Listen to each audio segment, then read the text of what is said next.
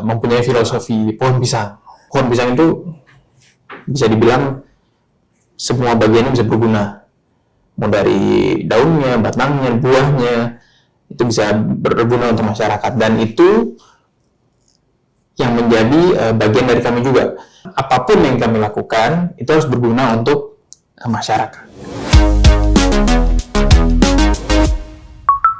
Halo Sobat Konten TV, bersama dengan saya Leni, bersama dengan saya Pak Muhammad Arif Gobel, selaku Direktur Gobel Group Indonesia, yang juga merupakan generasi ketiga Gobel Group.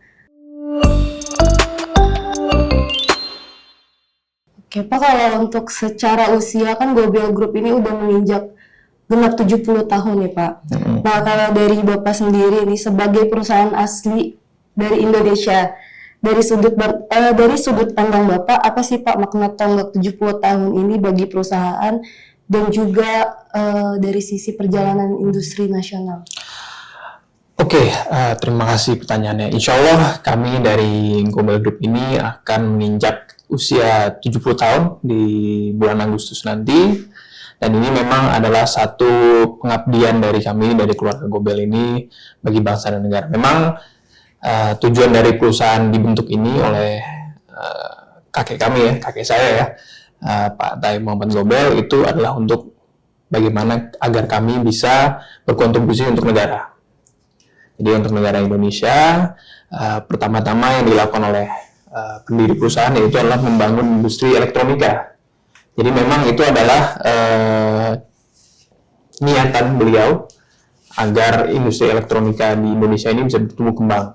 Nah memang selama 70 tahun ini beliau pun juga mempunyai cita-cita untuk memajukan SDM ataupun masyarakat Indonesia ini untuk mempunyai level yang lebih tinggi lagi.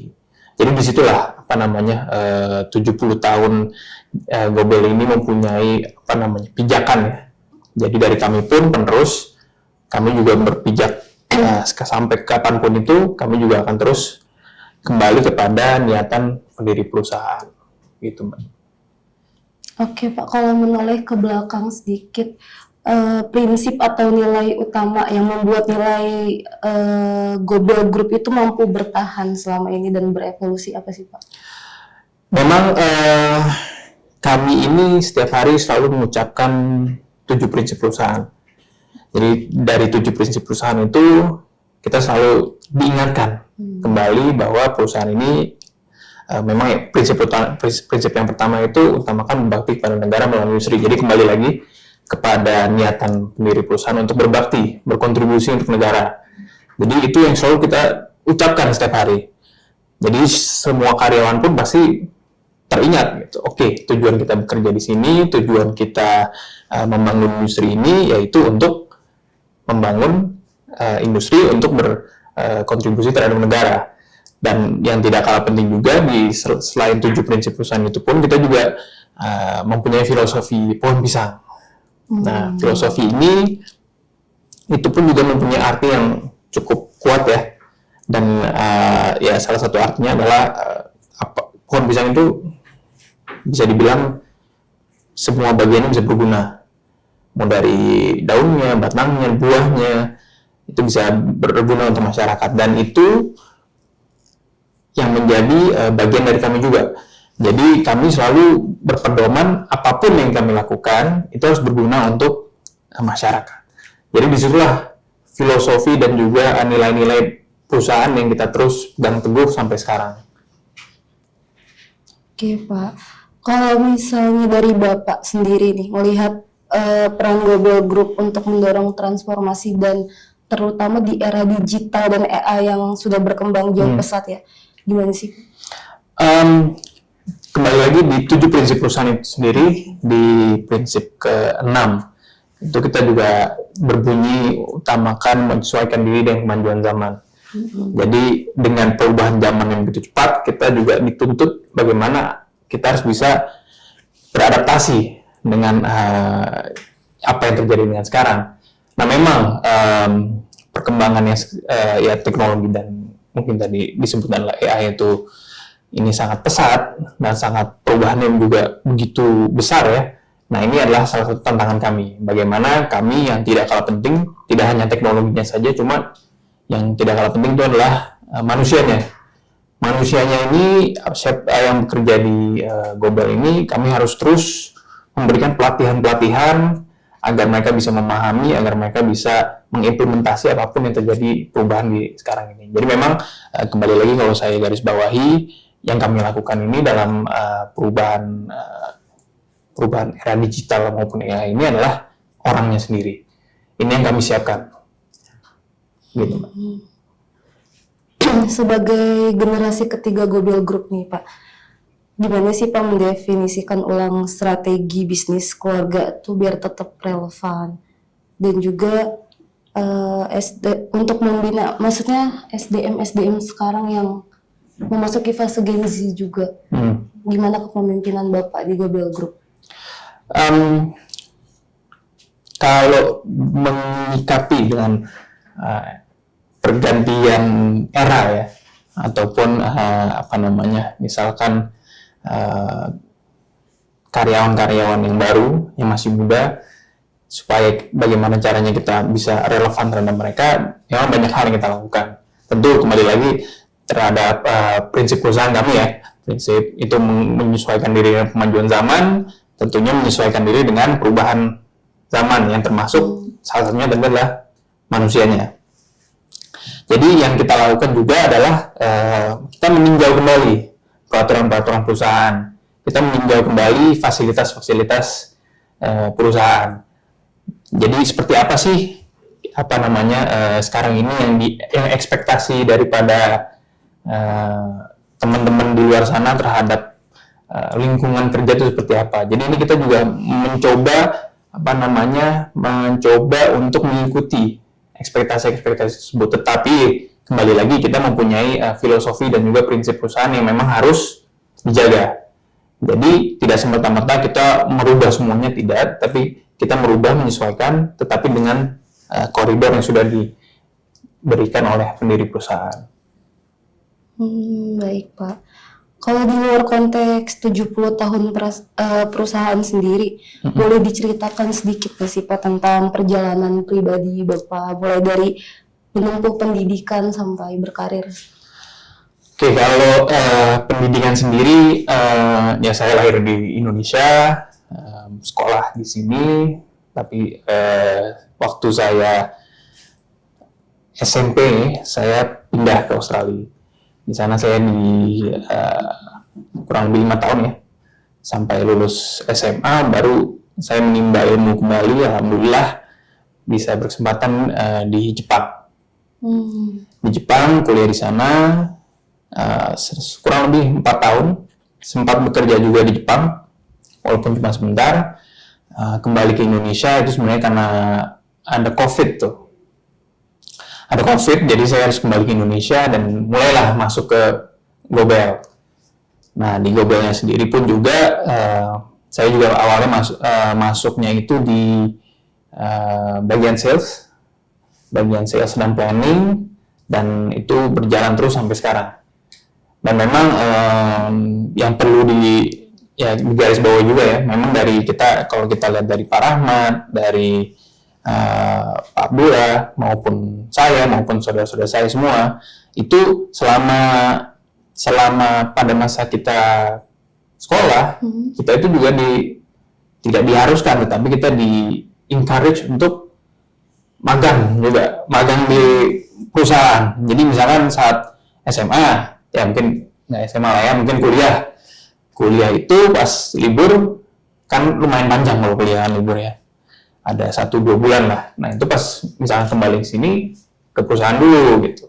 Jadi tidak semerta-merta libur itu ya liburan. Jadi kita juga libur sekaligus menimba pengalaman di perusahaan, kurang lebih gitu.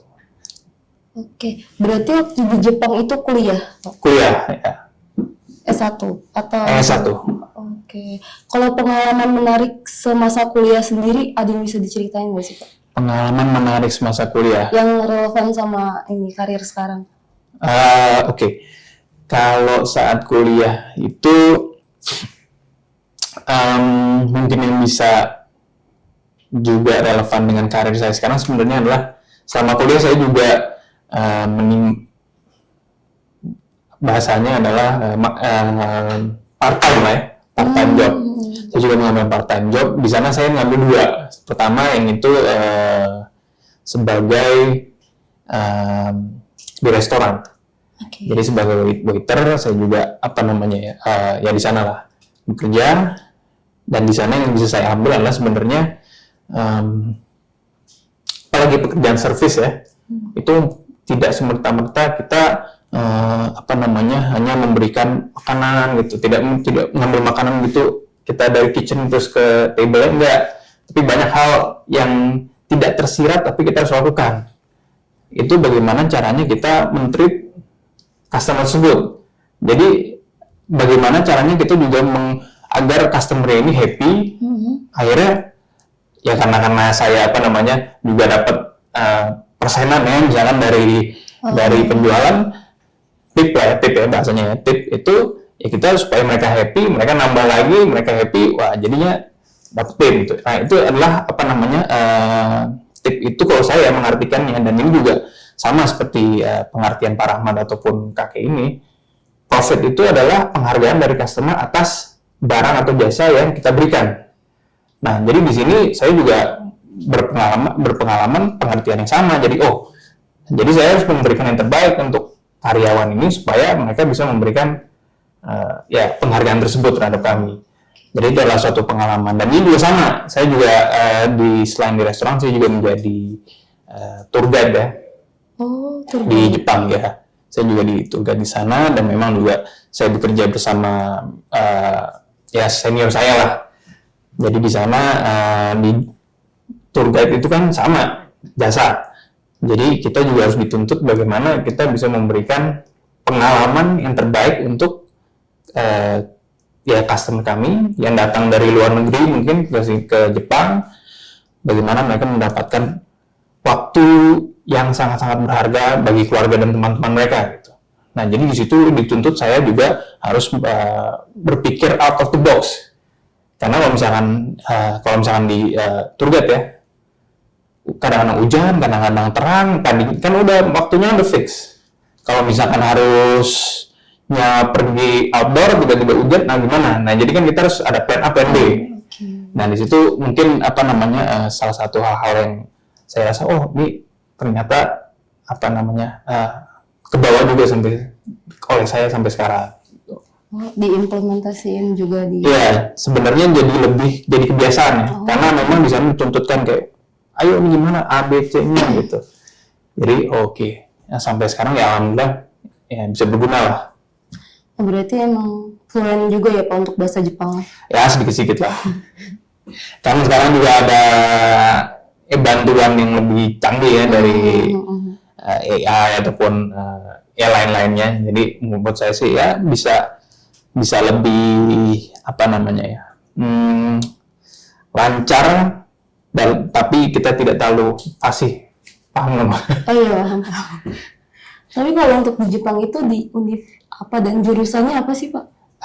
Universitas kalau bahasa Inggrisnya lah Sophia University. Oke. Sophia University ya. Saya ngambil International Studies ya. International. Iya, tapi memang ada turunannya lagi International Business itu di sana. Jadi ke sana gitu. Kalau untuk pengalaman kerja sendiri Pak sebelum terjun ke perusahaan Gobelnya, pernah ada pengalaman di luar ini enggak? Iya, jadi sekali lagi selama liburan ya. Liburan kuliah pun juga saya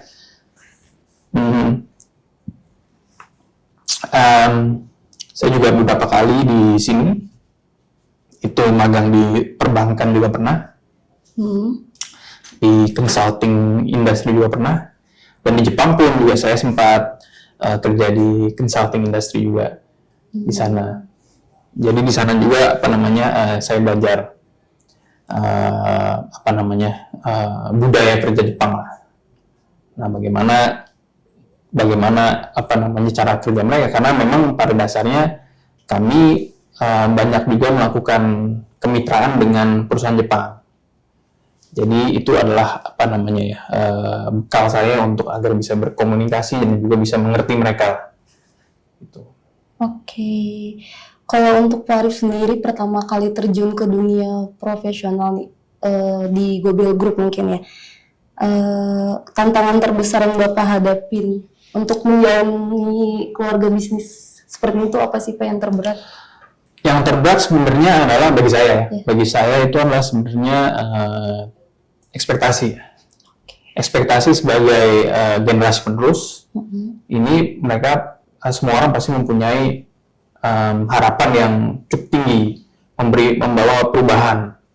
Nah itu adalah yang saya ataupun generasi lainnya itu juga harus kita ini mengimbangi. Gitu. Jadi perubahan-perubahan tersebut kan kalau kita terlena dengan bahasa perubahan, kita kadang-kadang bisa sebenarnya, apalagi kita masih muda mempunyai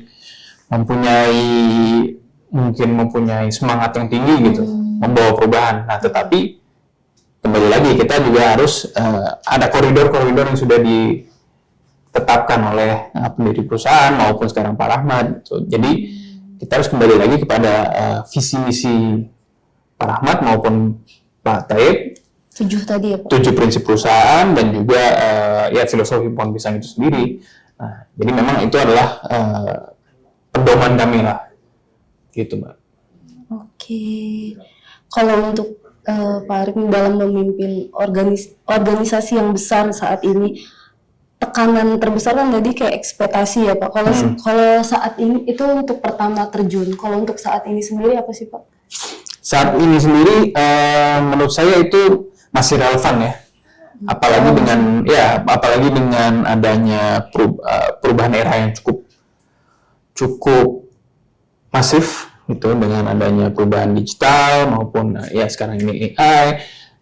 Jadi bagaimana sekarang tantangannya adalah kita bisa beradaptasi dengan perubahan tersebut, dan ini memang yang sedang kami lakukan juga di Gobel Group bersama mitra-mitra kami adalah mitra aktif, jadi kami berusaha berkoordinasi juga dengan mereka, menanyakan juga dari sisi mereka bagaimana, dari kami juga bagaimana, apa yang bisa kita lakukan untuk menghadapi perubahan era ini. Oke. Kalau motivasi terbesar saat ini apa sih Pak? Motivasi yang mau dicapai? Motivasi terbesar saat ini adalah tentunya di 70 tahun ini kita bisa merefleksi refleksi lagi kembali perusahaan kami, tetapi kami juga mempunyai motivasi untuk bisa mencapai Gobel 100 tahun. Jadi 30 tahun ke depan ini yang sedang kami rencanakan juga, bagaimana plan-plan short term, mid term, long termnya 30 tahun ke depan dan seterusnya. Jadi memang motivasi juga bagaimana kami bisa mengintegrasikan juga nantinya generasi penerus, generasi keempat yang sekarang ini masih muda, masih sekolah, supaya nantinya itu bisa melanjutkan lagi cita-cita daripada pendiri perusahaan. Oke Pak, kalau bicara soal bisnis sendiri, kalau untuk 70 tahun ini dari Gobel Group ya, secara Gobel Group, apa sih yang udah disiapkan gitu, ekspansi atau rencana di 2026? Di 2020 ini tentunya kami pastinya sangat optimis ya, dan juga positif terhadap ekonomi Indonesia, dan mengikuti itu pastinya kami akan banyak melakukan ekspansi dan juga penguatan fondasi daripada yang ada sekarang. Jadi yang pasti fondasinya yang tadi manusianya, kembali lagi ke manusia yang kita kuatkan, kita siapkan agar mereka bisa level up, mereka bisa menghadapi beradaptasi dengan era-era yang baru ini, dan juga setelah fondasinya ini kuat, kita lebih mudah untuk berekspansi. Nah, jadi memang ada beberapa dari anak perusahaan kami yang juga sudah beberapa tahun ini mereka sudah planning akan pengembangan bisnisnya mereka sendiri, baik itu bisnis secara internal dalam artian itu size-nya misalkan tadinya segini mau dibesarkan gitu ya, ataupun juga dengan kita kemitraan baru dengan perusahaan-perusahaan lain baik lokal maupun di internasional. Oke. Yang terdekat deh Pak untuk rencana bisnis dari Gobel Group sendiri apa sih? Mungkin anak usahanya dari Panasonic Gobel. Terakhir ini ya sih Pak bisnis AC ya sama Muhammadiyah. Oh ya, itu salah satu aliansi kami dengan Muhammadiyah. Itu kami rasa itu juga adalah peluang yang baik karena kami ini juga mempunyai jaringan yang cukup luas dari segi after sales service, dari semua logistik dan lain-lainnya. Jadi kami rasa dengan kekuatannya dari Muhammadiyah juga ini juga bisa menjadikan satu sinergi yang baik lah. Nah memang kalau misalkan di luar itu juga mungkin pernah lihat juga di berita beberapa tahun lalu ya, itu salah satu anak usaha kami akan membangun pabrik baru. Okay. Ya, dan ini insya Allah akan terrealisasi pembangunannya mungkin dalam waktu yang dekat ini. Itu salah satu mungkin salah satu milestone daripada Gobel Group tahun ini. Okay. Anak usaha yang mana Pak? Bisa nanti dicek juga di internet. Itu adalah salah satu anak usaha kemitraan kami dengan pihak Jepang. Oh, targetnya rampung di? Kemungkinan pabrik itu ya kompleks ya. Karena ini juga skalanya juga cukup besar, insya Allah mungkin 1-2 tahun itu bisa rampung. Tapi nanti bisa dicek kembali di artikel-artikel yang sudah muncul. Biayanya juga ya Pak? Iya. Lokasinya? Harusnya ada sih, ada muncul di sana ya. Oke Pak, tadi soal ekspansi. Kalau untuk Gobel sendiri Pak, di tengah pelemahan daya beli kayak gini gimana sih Pak memandang prospek bisnis ke depannya? Sekali lagi kami rasa kami cukup optimis ya dengan tahun ini. Kami tetap mempunyai keyakinan bahwa tahun ini pasti lebih baik dari tahun-tahun sebelumnya.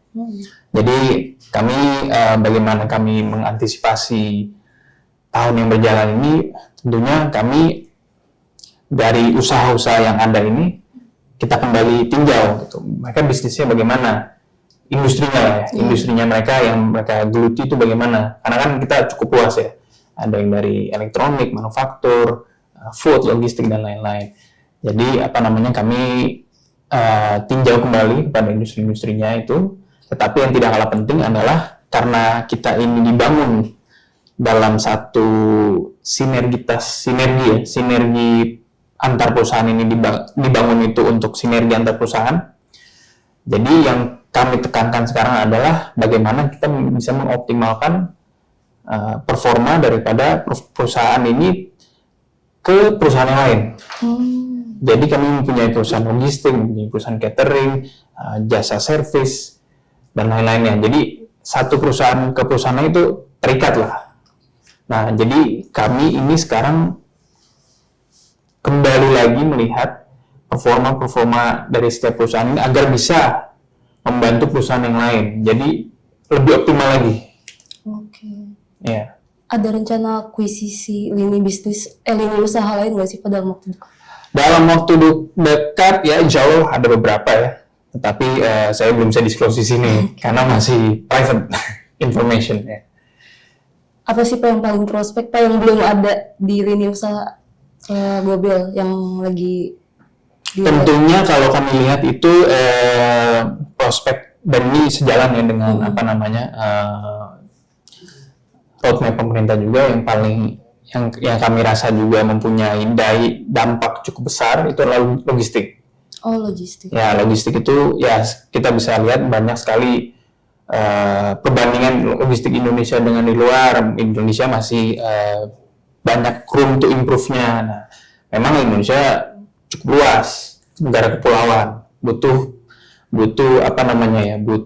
treatment yang berbeda dari negara-negara lain. Nah, disinilah kami rasa itu adalah salah satu potensi agar bisa kembali kita bisa berkontribusi lebih lagi terhadap ya tadi perusahaan-perusahaan yang lainnya juga, tapi juga terhadap masyarakat negara sesuai dengan message daripada pendiri perusahaan gitu. itu kan yang udah dipunya ya Pak ya. Kalau yang belum misalnya mungkin ada peluang masuk ke data center kah atau?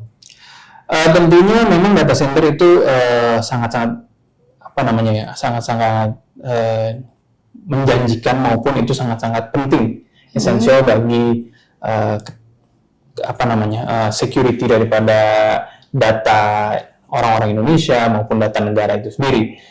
Dan kami pun juga sedikit banyak sedang mengkaji bagaimana peluang-peluang bisnis dengan di industri ini. Tapi memang sekali lagi kami sekarang ini fokus terhadap beberapa perusahaan-perusahaan kami yang masih bisa dioptimalkan. Walaupun itu tidak meninggalkan peluang-peluang bisnis di luar dari sekarang ini. Oke Pak, kalau balik lagi nih di luar bisnis, ada nggak sih Pak yang hal yang menginspirasi atau sosok inspiratif di mata Pak Arief? Di mata saya, tentunya pasti pendiri perusahaan ya, kaki kami sendiri itu sangat-sangat inspiratif.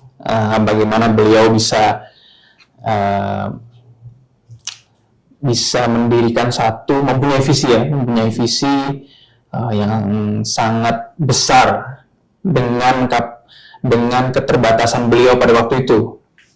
Jadi itu adalah salah satu motivasi juga bagi kami sebagai penerus tidak boleh kalah semangatnya dengan pendiri perusahaan kaki kami. Jadi di situ beliau adalah sosok yang sangat-sangat kami idamkan lah ya.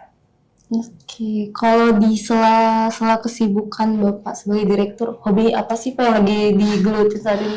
Hobi yang lagi digeluti, mungkin hobi yang sekarang ini lagi viral juga, yang lagi dikritisi juga, ya pedal ya maupun ya olahraga lah ya. Paling saya juga menjaga kesehatan karena ini juga penting juga bagi ya kita kan ini adalah tubuh yang diberikan, bagaimana kita menjaga, sama seperti perusahaan sih, kita diberikan perusahaan, bagaimana kita harus menjaga perusahaan tersebut agar bisa long lasting. Tubuh pun juga begitu, kita harus bisa menjaga tubuh supaya bisa sehat selalu, long lasting. Oke, kalau ngisi waktu luang sama keluarga sendiri ngapain aja sih? Ngisi waktu luang sama keluarga, pastinya kita mencari tempat terbuka lah. Untuk meeting atau? Enggak, untuk bersama keluarga. Karena kita saya besar di luar negeri kan banyak tempat terbuka. Jadi memang di sini kita juga mencari tempat-tempat terbuka supaya bisa tidak hanya di rumah aja gitu. Jadi kita bisa ada aktivitas lainnya. Terakhir, mungkin harapannya Pak di 70 tahun ini dan sebagai generasi ketiga Gobel. Harapan di 70 tahun ini, harapannya tentunya pasti kami ini bisa terus berkontribusi terhadap negara, kami bisa memaksimalkan apa yang kami lakukan ini, dan kami bisa memberikan kepuasan terhadap pelanggan-pelanggan kami. Dan mudah-mudahan di 70 tahun ini pun juga itu menjadi satu momentum bagi generasi penerus agar bisa terus berkembang dan juga bisa terus beradaptasi terhadap perubahan agar kami yang seperti saya bilang tadi, insya Allah kita bisa 100 tahun dan seterusnya. Oke, harapannya 100 tahun ya Pak? 100 tahun dan seterusnya. Dan seterusnya. Yeah. Baik. Oke, demikian perbincangan saya dengan Pak Arief yang cukup menarik dan insightful seputar karir dan juga rencana Gobel Group di Indonesia. Terima kasih, sampai jumpa. Terima kasih Mbak. Keputusan bisnis terbaik datang dari data, bukan tebakan. Mudah berlangganan Business Insight dengan subscribe with Google.